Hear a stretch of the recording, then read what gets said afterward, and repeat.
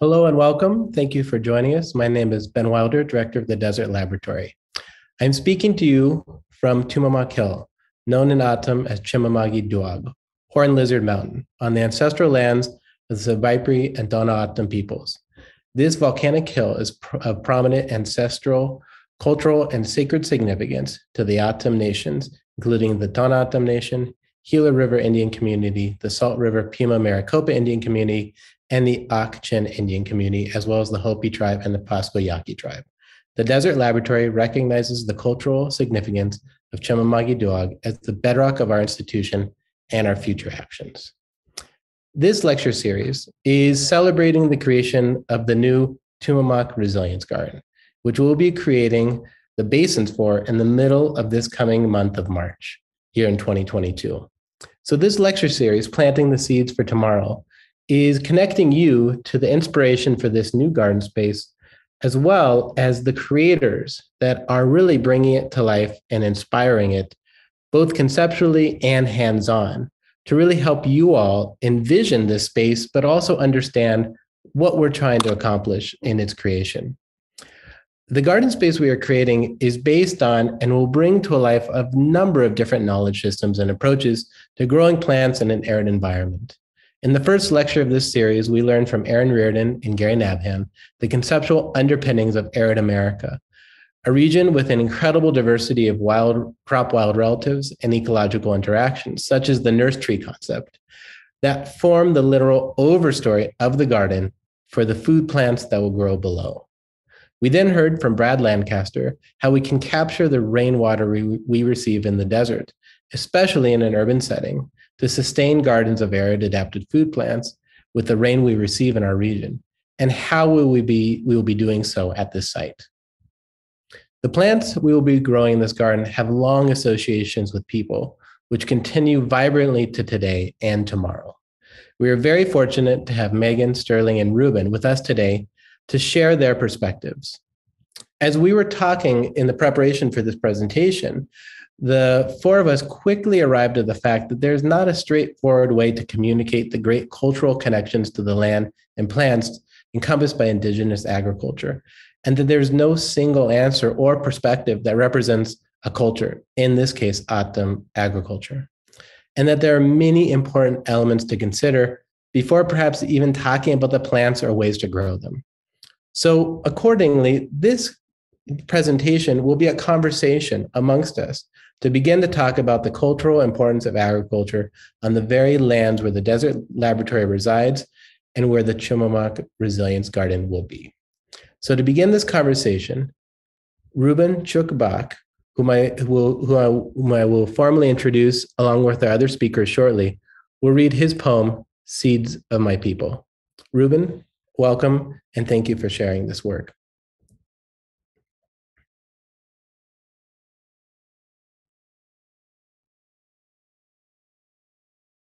You're still muted, Reuben.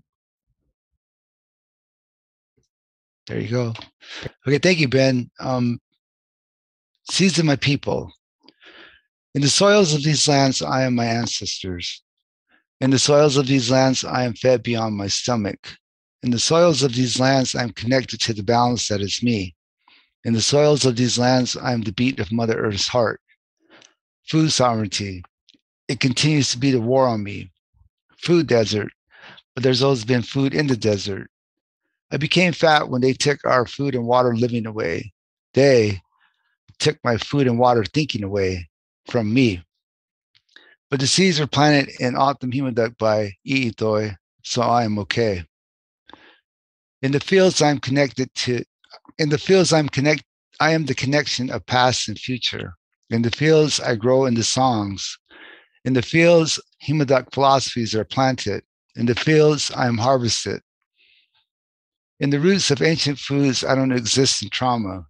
In the roots of ancient foods, I don't live in resistance. In the roots of ancient foods, I am healing, I am today, I am tomorrow. I live in O'odham Himadak. I live in peace. I live in my power. I live in the food of the soil, healthy in the presence of my ancestors. Thank you. Thank you, Reuben. So Reuben Chukbach is a traditional Atum from the Tohono O'odham Nation. He has lived, as he says, the res life and has been through various institutions and systems. Ruben consistently helps people learn to live a life away from addiction and violence and takes stories of his lived life and weaves them into his poems. Ruben is currently working on a collection of poems and insights that will be in his first book. Ruben, thanks for joining us. Also joining us is Sterling Johnson. Sterling Tohono O'odham is farm manager and farm mentor at the Aho Center for Sustainable Agriculture. Sterling was born and raised on the Tohono O'odham Nation in a ranching and rodeo family and is an accomplished bull rider himself. Sterling is a graduate of the former Tohono O'odham Community Action's Beginning Farmer Program and has continued the teaching to develop a new youth and adult education program in Aho and on the reservation through his work with the Aho Center for Sustainable Agriculture.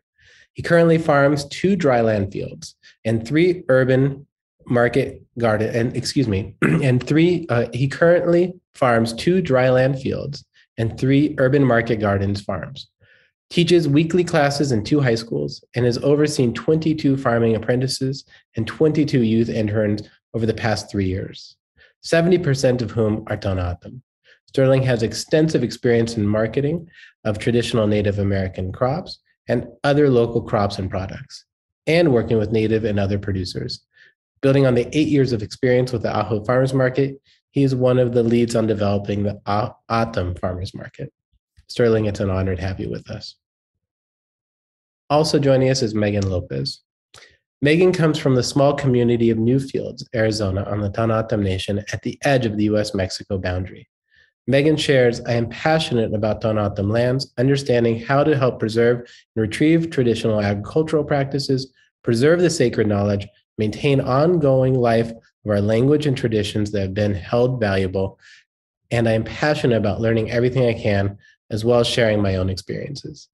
Maegan holds a Bachelor of Science degree in the Family Studies and Human Development from the University of Arizona and works full-time as a teacher aide in the Special Education Department at Tucson Hassan Preparatory and Leadership High School, a bicultural public high school designed for all Native nations, saying she is honored to be a part of a team of individuals who foster our traditional history alongside contemporary curriculum.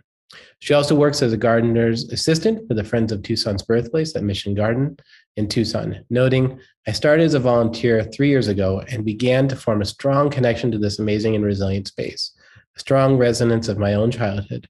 My personal bond with cultivating plants comes from experiences and memories of my grandpa and his gardens. I enjoy planting and raising everything we have in Mission Garden. I especially enjoy learning from the board, coworkers, and the community. Thank you to the 3 of you for joining us and sharing your time and your knowledge and perspectives.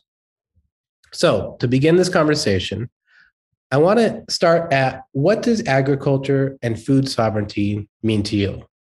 Maegan, if you don't mind kicking us off. Hi, good afternoon. Thank you for that nice introduction. For food sovereignty, the question starts with how is it defined by me, and it's an ability to have free will over how you eat, where your food comes from, and the ability to grow your own food, have access to your own food, and to be able to just thrive off of your own resources. And that can be food, medicine, water,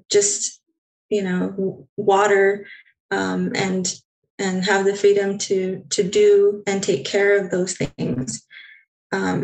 Food sovereignty for what I have experienced in the past, it doesn't exist anymore. There had been a time when our people lived all throughout these lands, all throughout the desert lands, and cultivated and harvested annually, seasonally, and it changed very drastically to where we're dependent on one grocery store, one gas station store, and the food in it is killing us, and at a fast rate. And not having the knowledge in the past that we've had is detrimental. There's a divot in our ability to have sovereignty over our bodies, our being, our physical, our emotional, our social states. And what I hope through the work we're doing is that we get back to that sovereignty, that ability to have freedom to eat how we want to, how we should, and how it sustains our body, learning from how it affects us in our body throughout and our families throughout, and having those other huge pieces to who we are as Atham, which is our culture, our beliefs, our practices, and passing these things down to our kids. So it's a lot of things, and it breaks down to more and more information and understanding than just the two words itself. So I hope that gives a little bit of a clear answer. Yeah, absolutely. And then help me understand where agriculture fits in connecting to food sovereignty as you defined it.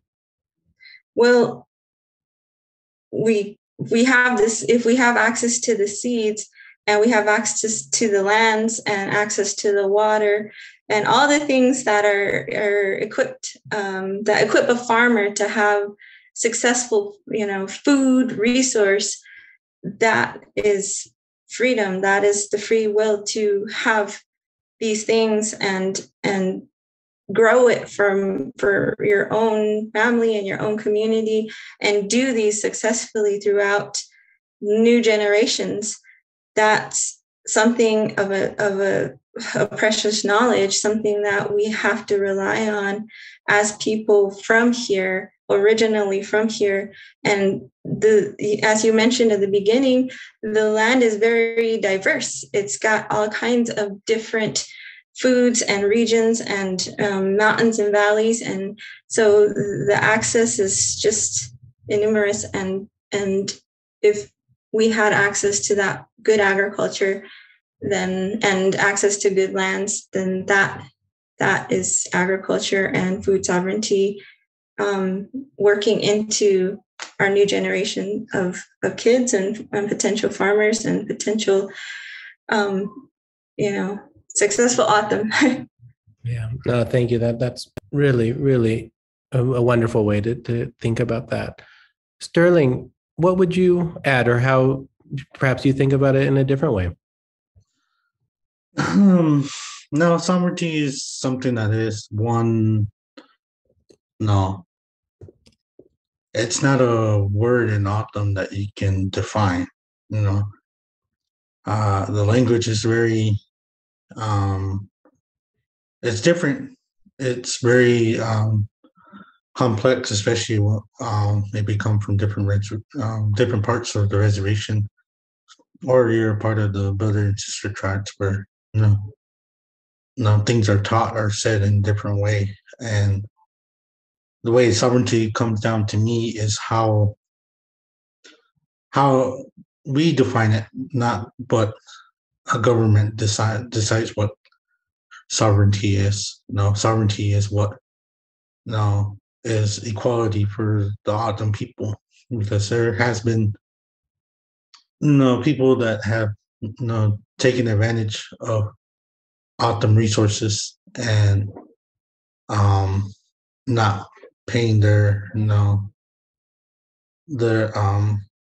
for those knowledge, and it's one of those things that for us as Autumn people, we have never really taken in charge of and guided ourselves and value ourselves that way. That's not how we build Autumn life. Sovereignty was for us, a way of life was to be able to grow food, have food as a community, as the villages coming together, passing that knowledge down to the next generation.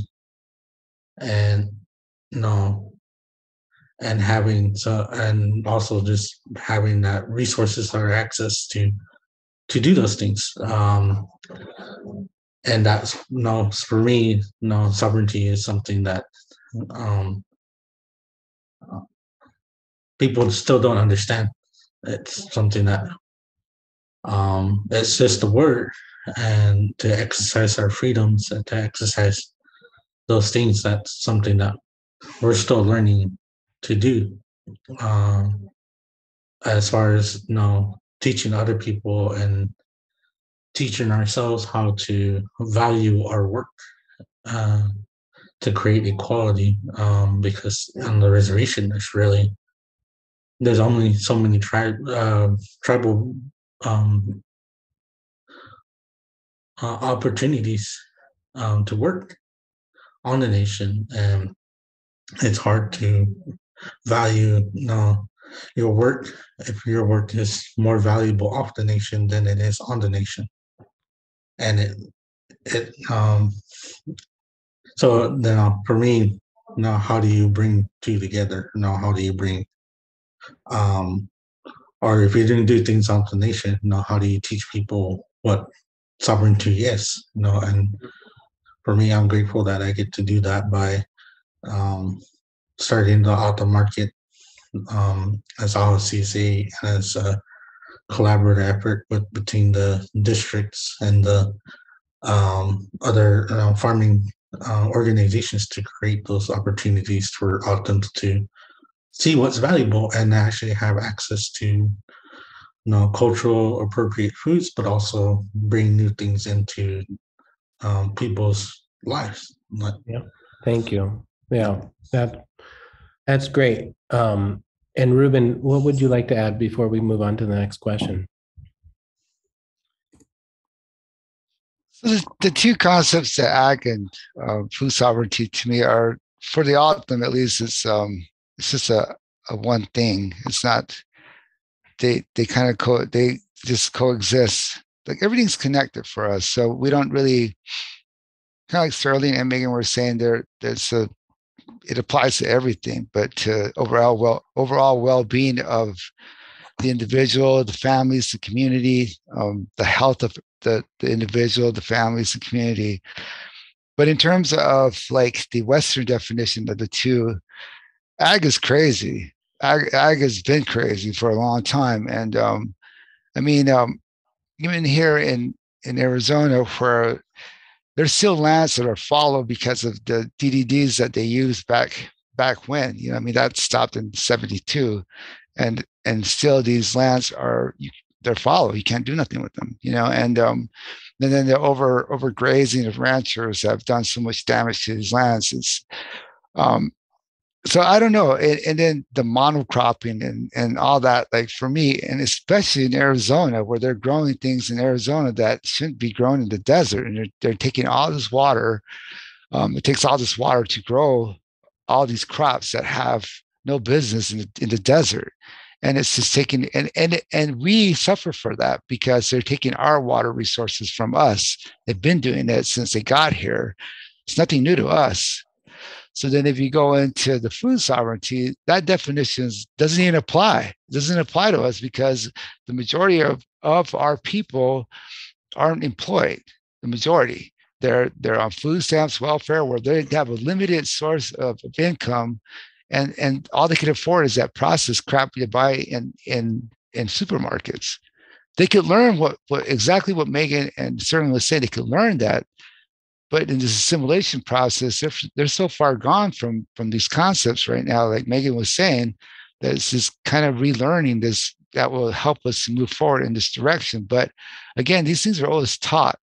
And like I was saying in my poem, like so much has come from just working in the fields with the community, laughter, songs, philosophies, all those things were cultivated in while we were planting, because so much is connected to that life, because it feeds us and it gives us life as well. So there were songs for the sun, the water, the moon, all of it. So much comes from that we couldn't really define in an hour. So, well, there was so much that each of you said in response to that question. And I'll just pause here for our audience. One of the benefits of doing this, while I wish we were all in person, one of the benefits of doing this remotely is that you have the chance to pause and replay that. And I encourage you to do so, because there was a lot communicated in that short amount of time. So thank you all for that. As the four of us were speaking in preparation for this lecture, one of the topics we spoke about was that cultural information is appropriate to be shared, and certain cultural information is not. And so the question is, why is it important that some aspects of agricultural knowledge or cultural practices in general remain private and within Atum communities? And Sterling, I wonder if you don't mind kind of starting us off and kind of addressing that topic. There's general things that can be shared. It's one of these it's one of those things that become reused, but as far as things that are sacred, for me, the medicine people come to mind. Those are the people that are very knowledgeable, and and people just don't understand. We live a different life. There are things in this world that people just will never understand, because of our culture, because of our history, because songs and ceremonies. There's a lot that that is there, and it really it weighs a lot on all of us, especially all of them that still practice culture or traditions, and the way to do things. And for us, it's a way of honoring the same way someone goes to church, or they're devout Catholic or a Christian. They go to church because that's their space. That's the way they praise God. For us, it's just one aspect of what is there. There's other things that are there that probably some of us don't even know. And it's one of those things that within communities, it's hard to won't even share. A silly thing for me, there's I'm going into food, and there's this thing called whiskachuro, and how I got to there, and I don't know, but it's a Lebanese sweet bread that I got to taste in Washington, D.C. But how did that get there and then be incorporated into the culture? And the people in the communities are known for having certain things or certain foods, and I can't get any information about it because people are guarding it, because people have been hurt, people have been abused. I was part of revitalizing the men's salt run back in 2013, and that to me, that was a very sacred time. And people I know there's communities that let non-natives be a part of the Sundance and take money for it, and those ceremonies are sacred, just like powwows. I don't go to powwows because to me that's a sacred ceremony that was used to promote non-natives and cash in on Native American practices and traditions. And for us as people, that's not how we see ourselves. We see ourselves as as a Christian would, or as a Catholic, as a Jewish person, anybody that's a man of faith. For me, that's where I see, at least for myself, that's how I hold myself. So there's a lot of things I don't share with no non-natives, but there's a little bit more that I would share with often people, because if they know just a little bit, they might take that responsibility to go ahead and learn more. But I can't force it down their throats. I can't lead them to that. Those things, they have to take that initiative and responsibility. And if they're pure of heart, or if they're really a person of conviction and wanting to get these done, they learn these things so that they can better themselves, then I will be here. Mm-hmm. No, but for me to give overall general information to people, no, I'm so glad that I'm able to do that. Yeah. No, thank you. That's really illuminating. Ruben, how would you address this topic?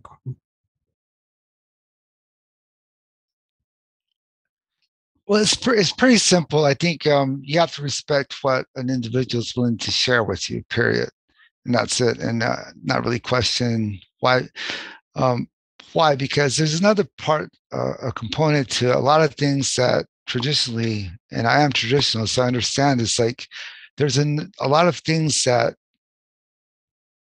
are components of Autumn Hemoduct that you could not understand in Western thinking. It's not possible.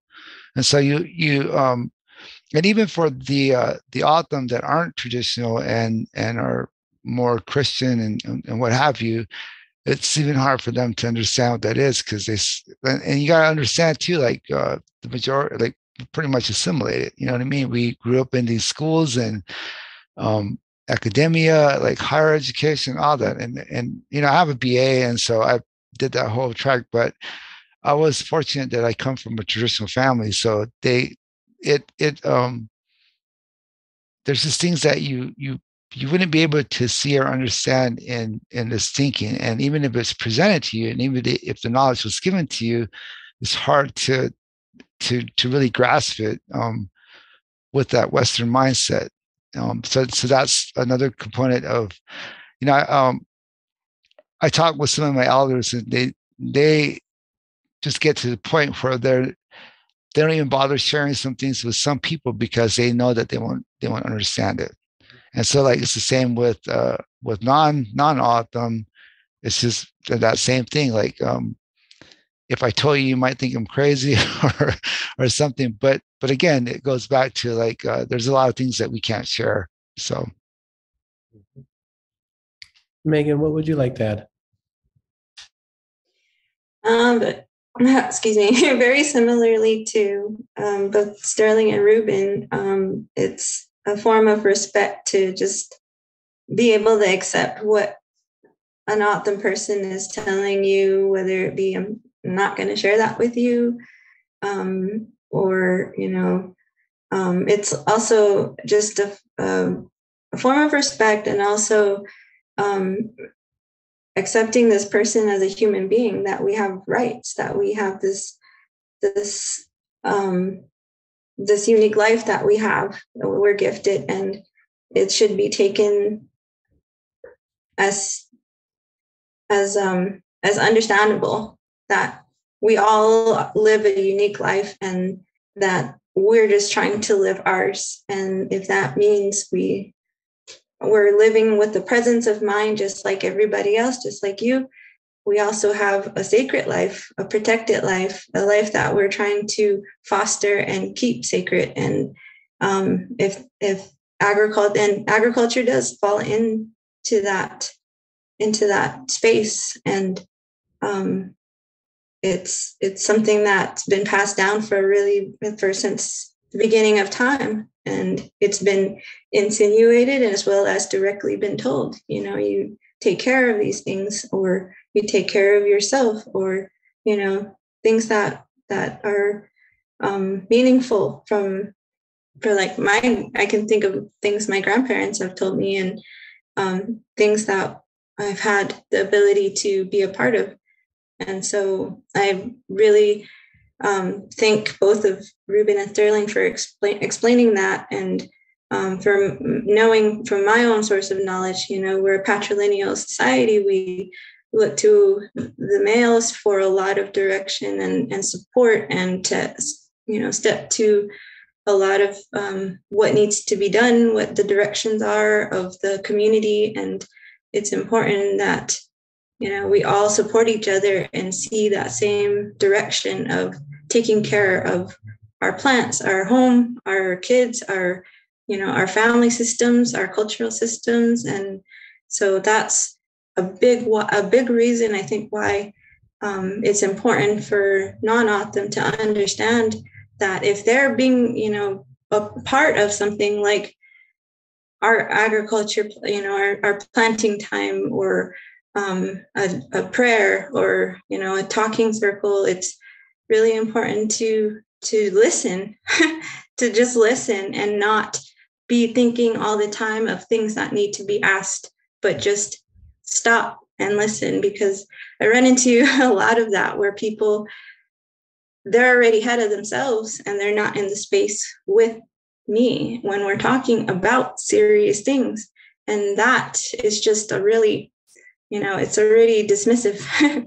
So it's a really important thing to just listen, be a part of what we're saying in the present moment, because we're trying to just do our best to honor ourselves in that way. So that's what I have to share. Beautifully said. So important.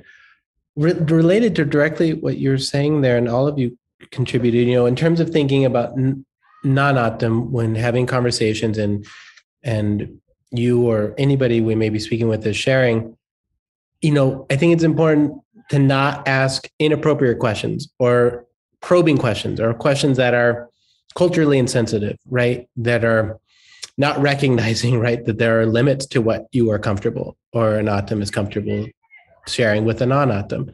How would you encourage to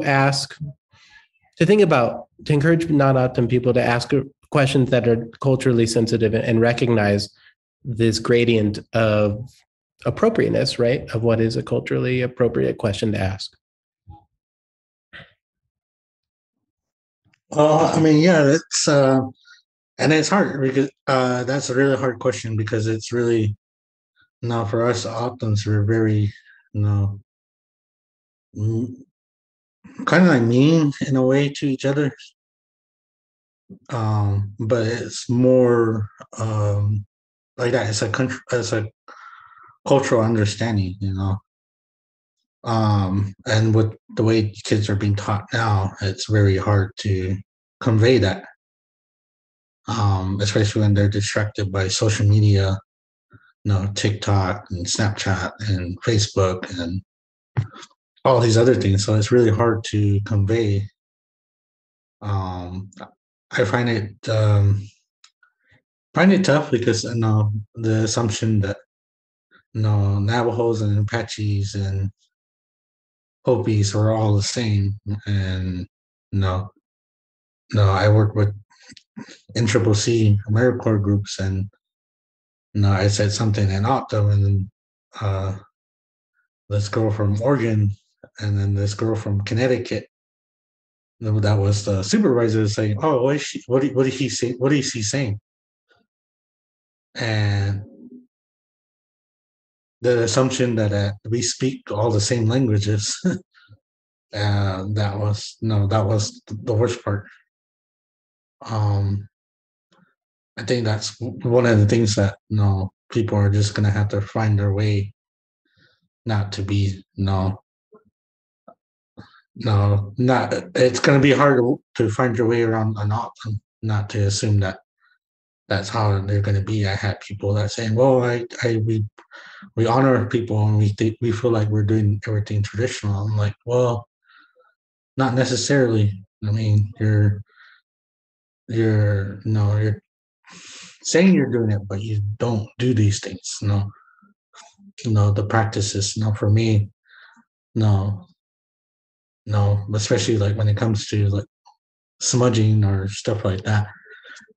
People, our understanding is when someone comes and takes care of us, to the medicine people, we understand it that they're going to do it their way. versus I was there at an event where an autumn was smudging, and the person was like, "Oh, why didn't you come to me? Why did you come to me and smudge?" Like this entitlement.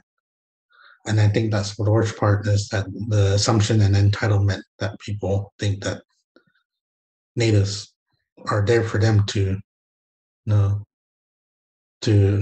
appropriate, or at least ask of. And for me, that's one of the things that, at least from my point of view, what I have seen over the years. Yeah. Such keywords, assumption and entitlement there. Yep. Maegan or Ruben, anything you want to add on that, or should we move to the next question? Move on. All right. So, real go for quick. it, please. Yeah, please. I think it also depends on who's asking, because if, like, I had an elder Navajo who was traditional in Navajo ways. He and I would talk about philosophies, things like that. We would talk about a lot of similarities between our tribes, and there's a lot. But then if I had I've recently had a couple of PhD students ask me some stuff about autumn knowledge. And I had to go to a friend who is Danae, and she works in genetics. And so we came up with a list of questions to ask them. Who's your PI? Is there a review board? How is this going to be cited? And you really have to word those things in a way that structures that it contains, that it protects that knowledge. Because if you're telling it from your own point of view as the autumn, it's still autumn knowledge. If it pertains to anything that comes from my people. So it depends on who's asking and how you say that. But generally it is kind of inappropriate to just start shooting questions at individuals about whatever. It's there's a way to do it. Yeah, absolutely. Okay, switching gears a little bit. What do you enjoy most about working with plants and teaching others about them? So, Ruben, if you don't mind kicking that off for us. Say the question again. Sure. What do you enjoy most about working with plants and then teaching others about them? Or you can please expand that, I know, in terms of your work with plants and words, right? So however you want to address them. Well, I remember working in the garden with my grandma when I was a child, and she would tell me things, and it was just that it was the physical connection to the soil, to the things out there, but it was also her presence. It was also like the day. It was like the laughter and everything that went in with it. It was this connection to something that you don't get outside of that. I mean, you get it in components, but it was just all there.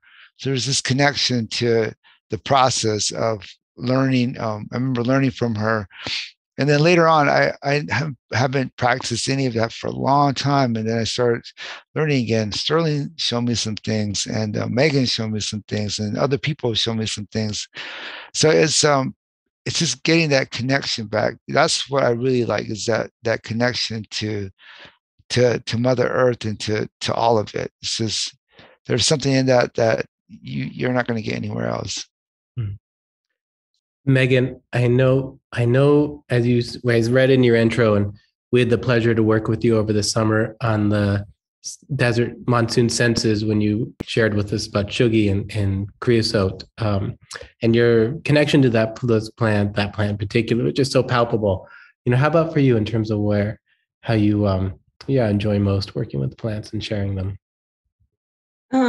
Similarly to Ruben, I grew up, my grandpa was like the greatest ever. He would start me early in the morning at 4 years old, taking care and tending to his plants around his house, and just being active and being involved. I think raised just by myself a lot, no other kids around, and it was just me and him. And we would take these long drives and check on plants out in the fields. And I went away from that as well for a while, and then just recently through my work at Mission Garden, starting off as a volunteer, walking into Mission Garden, it's just like this overwhelming feeling of memory, just waves and waves and waves of memory, and this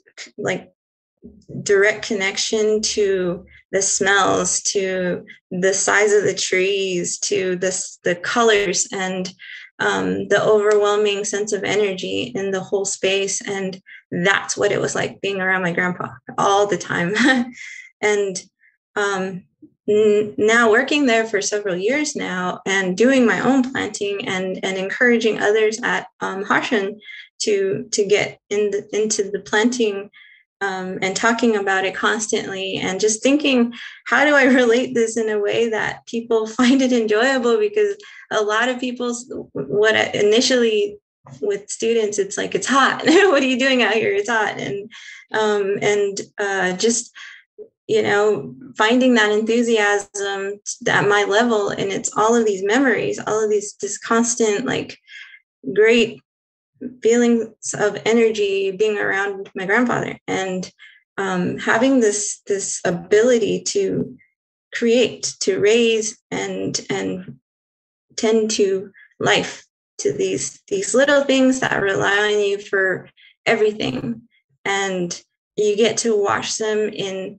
succession. These almost like fast forward time shots of plants growing. It's that majestic feeling of like, whoa, things are happening, and it's a great feeling. It's a wonderful feeling to have that and have something to look forward to getting up with the sun and being out there and hearing things that you just can't hear in the city, and experiencing that kind of resiliency of nature happening, and you're just lending your hand. And that's a great opportunity for anybody to have and raise plants.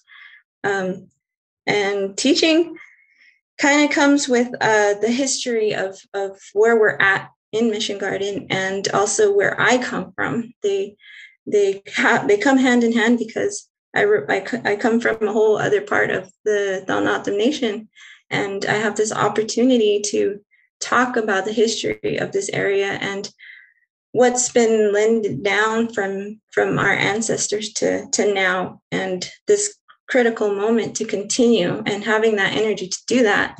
It's all very important work that all of us are doing. So that's a little tiny snippet of what I enjoy. Yes to all of that. It's just wonderful.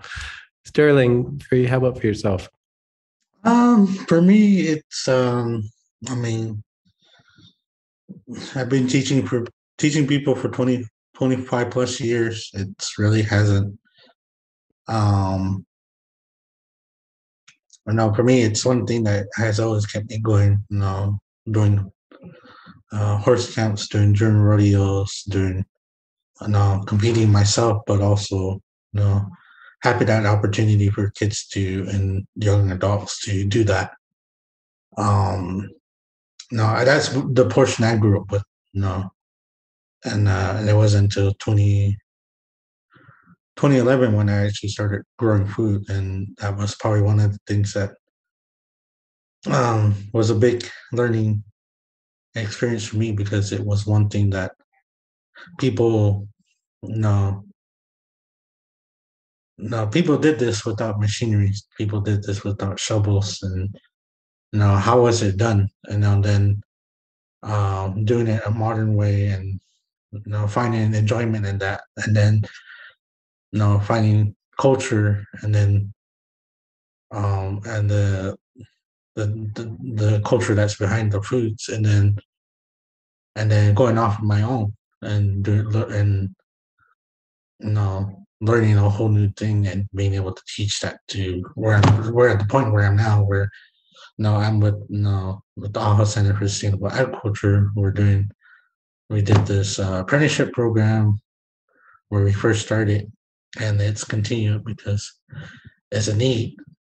It's a need, and I'm grateful that other people are taking uh, just finding enjoyment that other people are taking this on and doing this, being able to go to TO high school and help them grow their field, to be able to go to Kawal in the next couple of weeks to help them out and revise their traditional fields, and I'll offer any expertise I have for them doing the work that I've been with dryland farming or auction farming or traditional farming. And yeah, it's it's an enjoyment, for me, and I enjoy that. People from all ages, are learning this traditional foods, but also when they actually do it on their own, and they don't need me to come out and teach them, and they're all excited that I grew this and I grew that. We have one of our apprentices that lives in the village of Kolik. Um, no, he shows me pictures every so often when I see him, but no, he grows his own trees and his own chilies, and there's times I stop by there, and there's a little kid in his diaper standing outside watering with the hose, and then just like, wow, that's realizing that's how it was done. No, not exactly how it was done, but being taught that when you're a kid, how to take care of a garden, and being able to have that, to have those people do that at home and for their families, it's really inspiring, and it keeps me going. Yeah, I love that. I love that visual, that mental image of that kid watering the garden. Yeah. Related to this general topic about plants, but getting a bit more specific. So, Maegan, what are some of the plants, the individual species that you really enjoy growing, or think are especially important to focus on when we talk about and really think about growing arid adapted food plants? I love all of them. I love a lot of just in learning, I didn't know a lot, and just learning about, like the squash and how it has these unbelievable huge flowers that they're honored in baskets and images and songs, and the story of the bow and how it came to be. That's like one of my favorite things to mention. And it's hard to pick out of all the things that we have this ability to grow. And in fact, it's even hard to think of what's the best thing or favorite thing to harvest, because it's come to that point where it's survival, it's food for living, it's food for giving and for thriving off of, and to be contemplative of all the time.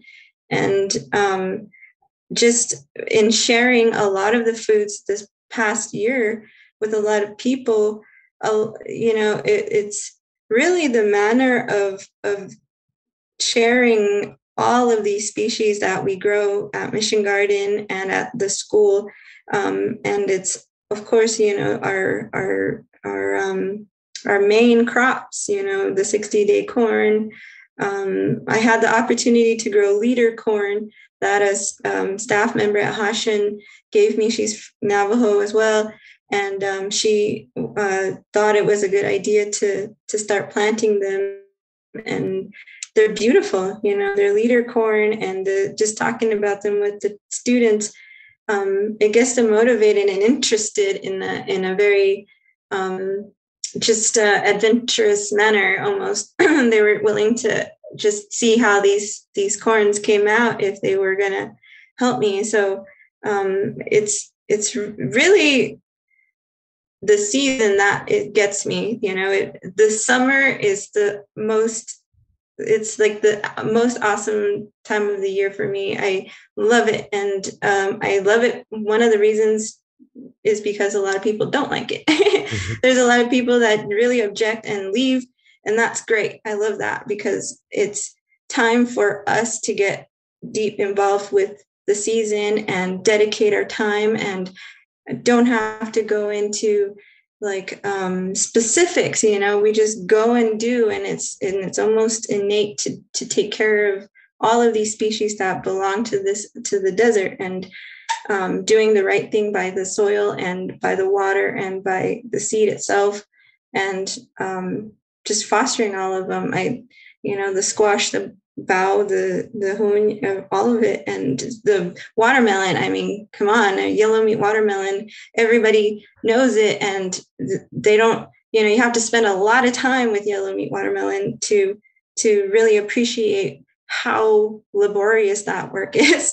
To wait on it and be patient, and that once you cut it and you share it, all of that work is taken in, and it's gratifying and it's surprising, and it's really just the season, the summer, that really gets me. We get our rain, we get bythatch, we get all of these different things. So it's kind of hard to talk about species, but it's definitely in the umbrella of the season, the summer season.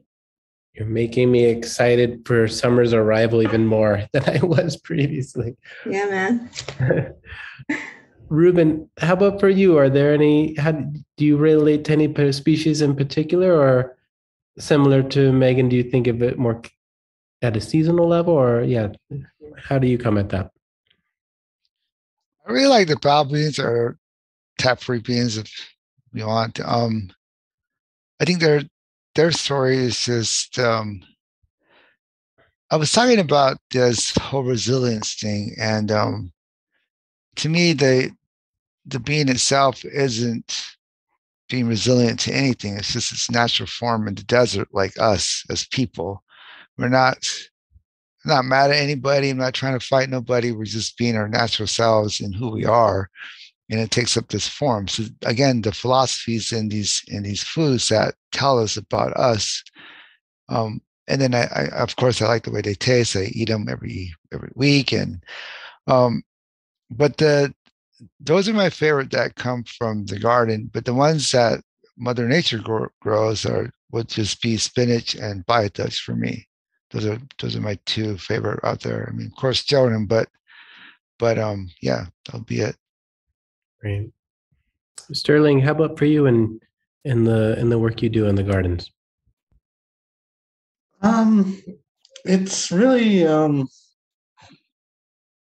I don't really have a favorite. For me, I really enjoy that food comes in any shape or form, whether it's Jordan or bythatch or ipai or there's other things, but I keep that to myself that are out there.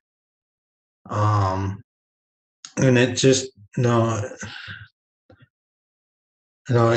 I like that it's something that's been provided by the desert, and I think that's what I think about wild foods, because that's what I grew up on. And if I didn't, if I wasn't picking it during the summer, then I was going. I was riding my horses, and I was looking at what was growing, and for me that's nature's always been the telltale of how things are going to be for the season. And that always excites me when things are going to be ready. Right now with this warm weather and coming up this March, and choy buds are going to be coming up pretty soon. It's the fact that it's only around for a short time, and it for me it's like it's not like maple trees where you can get the extract and then cook it down and make it into syrup, and you can do that at any time during the season, and it's good for for a couple months. Now here it's 2 to 3 weeks at the most, and you have to enjoy it, And if you don't get to enjoy it, you got to come back next year and see if you can catch it. But for me, that's what I like about. I think just more like wild foods, and then being able to grow traditional foods, and getting to different varieties of new seeds. Right now I'm hoping to grow more of new seeds that we got last year, and just to try them out and see how they grow. To grow more of it, and then be able to cook a meal with them. That's what I'm looking forward to as far as cultivation. Yeah. Very cool. Pivoting a little bit, can each of you speak some about how the Tumamoc Resilience Garden can be a learning environment for youth in particular, and thinking of creating this space here and how we can engage youth? Yeah, Sterling, what are your thoughts? It's always good, as far as for autumns, and youth, it's it needs. We're at this point in our lives where we need to, incorporate different things. As far as like growing, for me, as long as the kids and students are at the schools are learning this, there's an opportunity for people to take that initiative and continue to grow the food. For me, it's what this resilience garden can teach everyone is it teaches us a lot. That's why the autumns have lived here for so long. We have our ways of doing things, but there's this modern society that we live less than 60 miles away that are just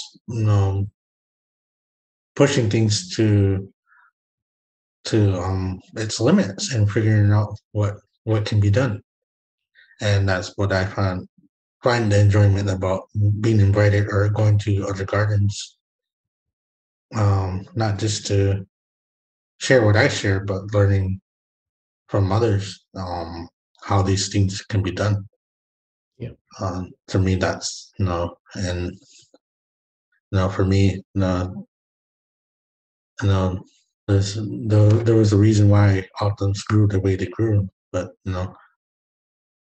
we're learning more now. There's other ways to do things, and that's what I find enjoying. I grow stuff in raised beds, and I've done them with regular soil. I've done them with sand. I've done them with good soil, and there's so many combinations and things that I haven't tried yet. But I'm so grateful that I'm able to do these things and then teach the next generation. Mm-hmm. So, but yeah, that's just me. Maegan, I'm curious, especially with the experience you bring at Hashan and at Mission Garden, thinking about this new space here. Yeah, what would you encourage us, and could you see yourself and others doing, especially to engage Atum youth and other youths as well? Shade, lots and lots of shade. Yes. Better make sure to have a nice ramada for everybody. It's something that's coming up that's really critical, and it's always been this way, but at least for this like recent to future tense, the critical state of water and the situation we're all sitting in right now as we're trying to wrap our heads around how much water do we really have access to, and who is controlling it, and how are we divvying it up, and is it like going to the right places? And chances are we won't get answers, and chances are there's answers that people will want to tell us and pander to us, but those, like we had mentioned a lot of the conversation prior in this session, it has a lot to do with integrity and respect and equity. And it's never been like that. We've never had equity in this state for sure, and certainly within this region amongst people. And it's really important to continue that conversation on what compassion is and what it means to have equal resources and what that looks like, because I don't think I've ever really seen it. And what the history right there where you're at brings to the people visiting that space. If it's resilient, we got to learn, where are we coming from? Where are we at now? And where are we going?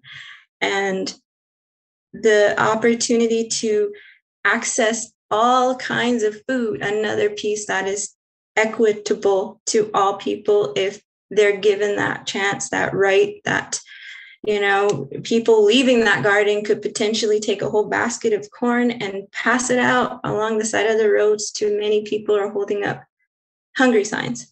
Things like that are really, really important to humanity right now. And the youth in general are going to have their own youth someday. And do we have enough existential experience to encourage them to see beyond themselves and not to just take, and not care who was here or why things came out to the way they are, to work in favor of, to have privilege? It all needs to be discussed and redirected in another direction, have different value on resources. And that garden could very well resound the compassion of what it is to live here, what we can access to if given the right, the chance, the equity, and utilities. Learning how to make your own rope, learning how to have materials to break down so that you can utilize them in a way where you don't have to go to the store to buy Tupperware or plastic or, things. I don't even know if Tupperware exists anymore, but things that don't need to be rebought. And yeah, it's kind of limitless at the same time. I'm making these lists out, but there's just so many things. And if it's resilience that we're seeking out, then there should be the philosophies of what that is to all the diverse people here in Tucson, because they have their own story as well as the Ogden people. And it deserves to have, similarly to what we're all striving for, survival and the right to live with food in our belly and things that we need to keep going. So much there in your words. Yeah, thank you. That's powerful. Ruben, you want to add anything in terms of how we can engage the youth in this space? Yes. I love what Maegan shared. And I agree that if the word resilience is going to be in there, because I really don't like that word, but if you're going to use it, then there has to be some kind of education, maybe bulletin boards on the side of what's happening with our water, what's happening with the land, what's happening with our air, things like that. They're going to impact these things, because the food itself is just a natural process of the desert. It's not resilient. It's always been here. It's always going to be here. It's just living its natural life if it gets the water it needs. And even if it doesn't, some of those plants don't even need water for a while. But all I'm saying is that you have to educate them in what's really going on with all of that, because if things keep going the way they are, there isn't going to be any water someday. And another part of that is, for me, I think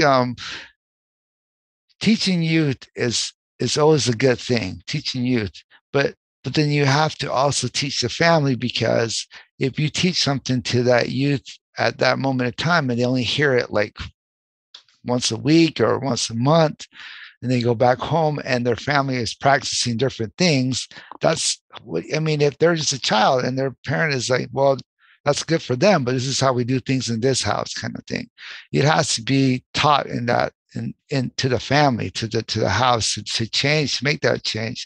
That's the overall goal, I would think, is to it's a system. A family is a system, and a child or the youth is only one component of that. They could potentially bring that knowledge in and change the family. That's the hope. But usually it's the parents that are running the household. And depending on where their mindset is and how they live, that really has a big factor on how it's going to impact that child. Hopefully the child takes it to adulthood, though. That's the hope. Man, you each gave us so much to think about as we design the points of connection and how we're going to utilize this space to inform our community. That was just great. So as a last question, among a million others, I'm kind of jumping at the bit to continue to ask, but what do you want those walking Tumamoc to learn and to observe, to learn, to connect with as they walk through this garden space, both when it's new and after it's been there a while and after it's become a familiar space? Let's start with Ruben. Kick us off there. Gratitude and respect for themselves, for the life around them, and for the mountain itself, for everything. Just gratitude and respect. Sterling? Yeah, yeah, especially I never really gone there myself, so I don't know what's there, but knowing that that we are still here, people, and we are still going to be here long after I'm gone. We're still going to be here. We're still going to be the people that have lived in the desert for thousands of years. So for me, respect is one of the things that are is always important to me, because that's where that's what it's I feel like that's where kids and even everyone should know, even if our own people go up that area, understanding that the history behind it, understanding that even our own people will need to understand that that's not how things are grown, especially but I understand wanting to get people involved in growing food and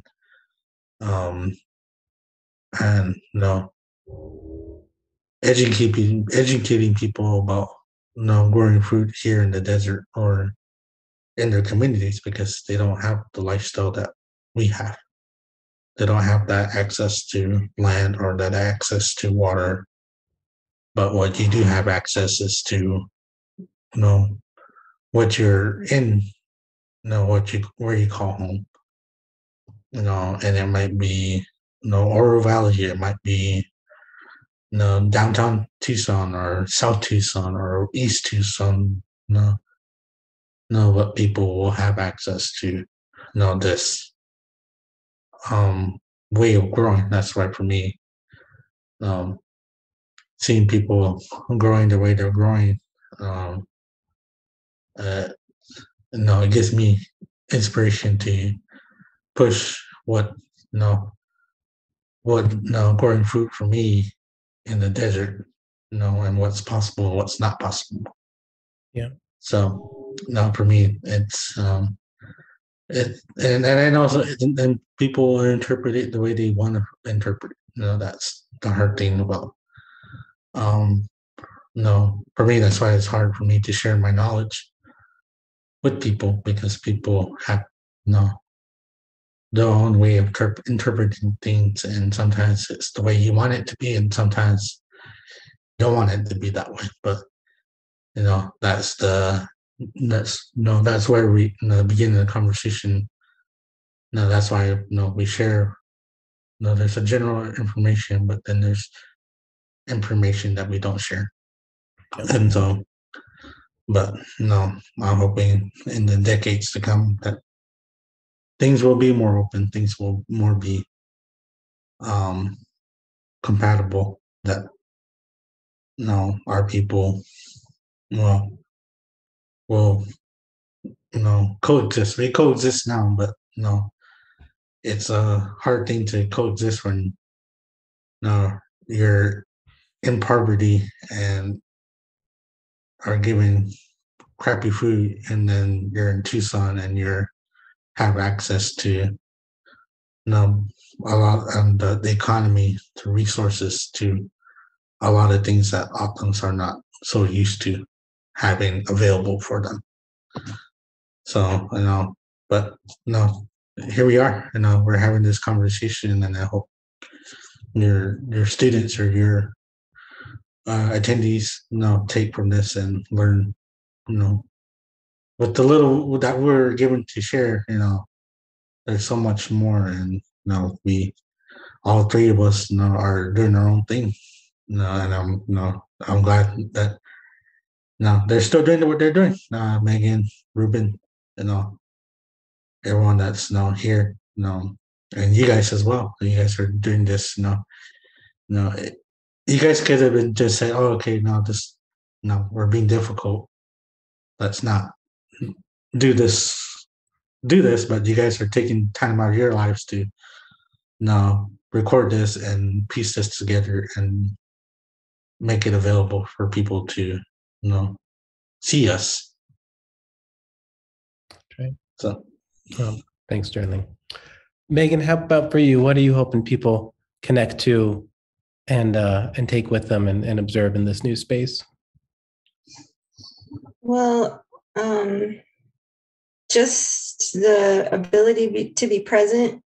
I think we've lost that, especially within the last 2 years, and forgetting that we're human beings first, and just really having the presence of mind that we all are just trying to belong and understand and have access just like everybody else, have opportunity just like everybody else, and that with enough patience, time, and support from the community, like these like what you're doing, you can learn that, you can have access to it, and you can share that, you can keep spreading that information and knowledge to go further. And I just hope that people understand, like, that they have more, they're afforded more ability to know where they're at, to understand the history, the real Tana Atham history behind what happened here, what came to be our presence and our present day. I mean, and it's very powerful. There was a time where people didn't go up that hill or go around that. People were very close, close proximity to this part of town, the center part of town to up northern part of town. And it just got very populated. It got very diverse, and it got widespread with homes and people. And we forget that there's coyotes that live out there. There's rabbits. There's javelina. There's things that coexist, that share a home there, just like everybody else, and that they should be afforded the right, just like plants and the rocks and the soil, the dirt. It all has a right to be there, just like everybody else. And if we keep kicking it to the side and shooting at these animals and just letting it decay, letting it find its own way, then we're not creating resilience around it. We're just pushing it out of the way and not thinking about the effects of true nature there. And that's my worry. And that's what I hope people understand, is that there's a history, there's a continuation of life that's there, and that we need to give space to it.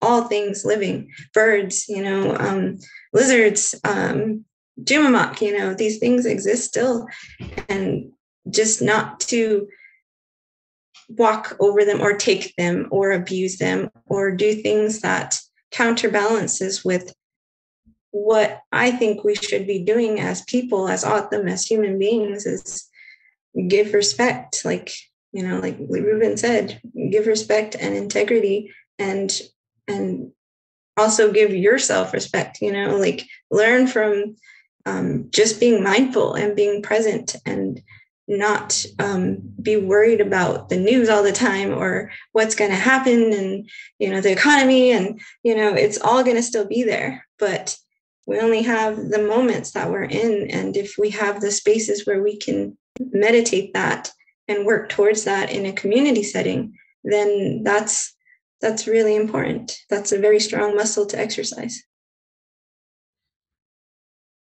Thank you. Yeah, I just want to echo Ruben's words in terms of gratitude and respect for each of you for taking this time to share this. I've learned so much. There's so much for us tangibly in the Desert Laboratory, creating this new space. And I know for all of our listeners and people watching this has been really, really wonderful. So thank you for taking your time out of your days and for connecting and for the three of you to spend this time and energy with us. It's been wonderful. Well, thank you to our viewers. Thank you for joining us, and make sure to watch the preceding the lectures, the ones to come, and join us down at the base of Tumamoc and see this space come alive. All right. Thank you all. Good to see you guys. Have a good week. Yeah. Take care. The mute.